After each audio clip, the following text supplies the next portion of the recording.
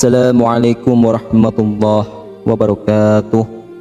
Innal hamdalillah nahmaduhu wa nusalli wa nusallimu ala rasulihil karim. Asyhadu an la ilaha illallah wa asyhadu anna Muhammadan abduhu wa rasuluh. Allahumma salli ala sayyidina Muhammad wa ala ali sayyidina Muhammad. Amma ba'd. Sahabat beriman yang dirahmati oleh Allah Subhanahu wa taala. Alhamdulillah kita bisa hadir berjumpa kembali pada kesempatan ini dengan para sahabat di channel Takazahpedia. Semoga senantiasa kita selalu dalam lindungan Allah, dalam keadaan sehat walafiat, serta dilancarkan segala rizkinya. Amin ya rabbal alamin.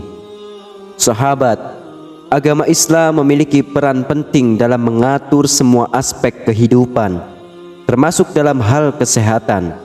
Nabi SAW juga mengajarkan kebiasaan-kebiasaan yang baik untuk menjaga kesehatan tubuh kita. Setiap amalan yang diperintahkan kepada seorang mukmin memiliki tujuan medis dan spiritual.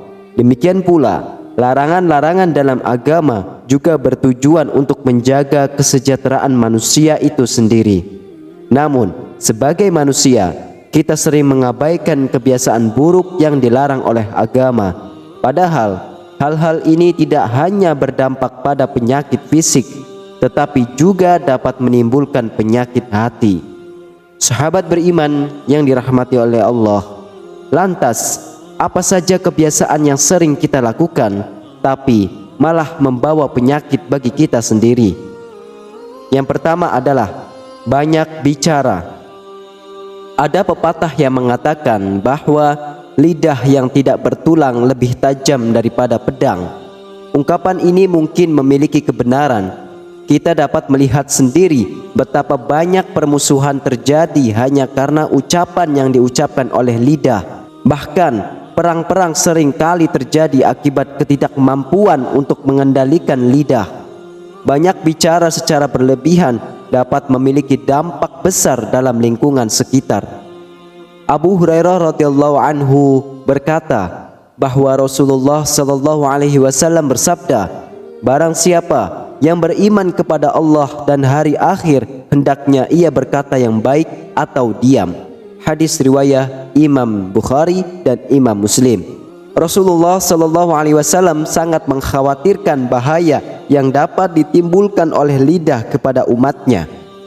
Beliau selalu memperingatkan agar kita dapat mengendalikan lidah kita, dan jika kita tidak mampu melakukannya, lebih baik kita diam. Hal ini semata-mata untuk menjaga diri kita dari segala sesuatu yang merugikan. Dalam riwayat hadis yang diriwayatkan oleh Ibnu Majah juga dijelaskan bahwa Rasulullah SAW bersabda, tidak ada yang melemparkan manusia ke neraka kecuali hasil yang dipetik dari lidah mereka. Dari hadis ini kita dapat menyimpulkan bahwa lidah memiliki dampak yang sangat besar dan dapat menjerumuskan kita ke dalam jurang neraka. Kita berlindung kepada Allah dari hal tersebut. Lalu yang kedua, banyak makan. Selain banyak bicara, kebiasaan makan berlebihan juga dapat menyebabkan berbagai macam penyakit. Ketika kita makan, disarankan untuk tidak mengisi perut terlalu penuh.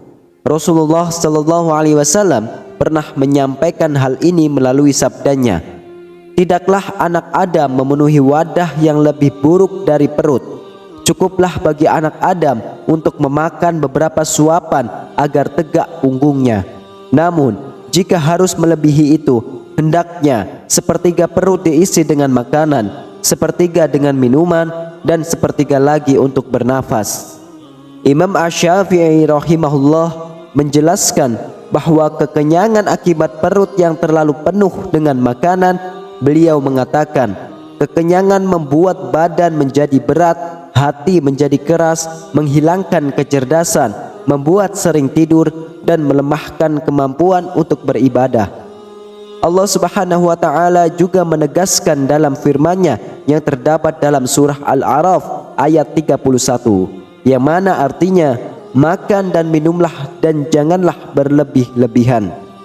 Jika Allah Subhanahu wa Ta'ala melarang kita untuk makan dan minum secara berlebihan, hal itu menunjukkan bahwa ada dampak buruk yang dapat timbul akibat kelebihan dalam makan dan minum. Dalam penelitian ilmiah di bidang medis juga ditemukan bahwa makan berlebihan dapat menyebabkan berbagai penyakit seperti obesitas, kolesterol tinggi, gangguan ingatan, dan lain sebagainya. Kemudian yang ketiga adalah banyak tidur. Tidur yang berlebihan juga memiliki dampak besar dalam tubuh manusia dan dapat menyebabkan berbagai penyakit. Hal ini telah diteliti oleh para ahli medis yang mengatakan bahwa tidur yang terlalu banyak dapat mengakibatkan sakit kepala, sakit punggung, obesitas, gangguan mental, diabetes, dan bahkan penyakit jantung. Oleh karena itu, Rasulullah SAW mengajarkan umatnya untuk tidur sesuai kebutuhan dan menghindari tidur yang berlebihan. Allah Subhanahu wa Ta'ala berfirman, yang mana artinya di dunia mereka sedikit sekali tidur di waktu malam dan selalu memohonkan ampunan di waktu pagi sebelum fajar. Surah Al-Azzariyat ayat 17 sampai 18. Ini berarti kita dianjurkan untuk tidur yang cukup dan bangun di malam hari untuk mengerjakan sholat tahajud serta memohon ampunan atas kesalahan dan dosa-dosa kita. Hal ini akan membuat tubuh kita lebih segar. Bahkan dalam penelitian ilmiah yang melibatkan lebih dari 1 juta orang disimpulkan bahwa tidur yang berlebihan sebenarnya dapat mempersingkat masa hidup. Hal ini disebabkan karena tubuh kurang aktif dan sirkulasi darah ke seluruh tubuh terhambat, sehingga organ-organ tubuh harus bekerja lebih keras untuk memenuhi kebutuhan tubuh kita. Allah Subhanahu wa Ta'ala juga berfirman, "Hai orang-orang yang berselimut, bangunlah untuk sembahyang di malam hari kecuali sedikit daripadanya, yaitu seperduanya, atau kurangilah dari seperdua itu sedikit, atau lebih dari seperdua itu, dan bacalah Al-Quran itu dengan perlahan-lahan. Sesungguhnya kami akan menurunkan kepadamu perkataan yang berat. Sesungguhnya bangun di waktu malam adalah lebih tepat untuk khusyuk, dan bacaan di waktu itu lebih berkesan. Sesungguhnya kamu pada siang hari mempunyai urusan yang panjang." Quran Surah Al-Muzammil ayat 1-7.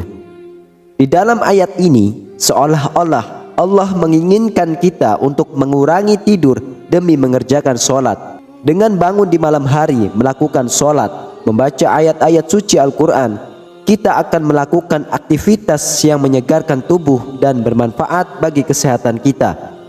Bagi mereka yang telah terbiasa bangun malam untuk mengerjakan sholat tahajud atau sholat sunnah lainnya, mereka akan merasakan tubuh menjadi lebih segar dan memiliki semangat yang lebih dalam beraktivitas. Banyak umat muslim telah membuktikan hal ini. Sahabat beriman yang dirahmati oleh Allah, oleh sebab itu, mari kita sama-sama mulai untuk menjaga kesehatan yang Allah titipkan kepada kita, agar kita bersemangat dalam menjalankan ibadah dan aktivitas sehari-hari. Wallahu a'lam bishawab. Semoga Allah Subhanahu wa Ta'ala selalu melimpahkan nikmat dan karunia-Nya kepada kita semua. Hanya ini yang bisa saya sampaikan. Semoga bisa bermanfaat untuk kita semua. Amin. Amin ya rabbal alamin. Wassalamualaikum warahmatullahi wabarakatuh.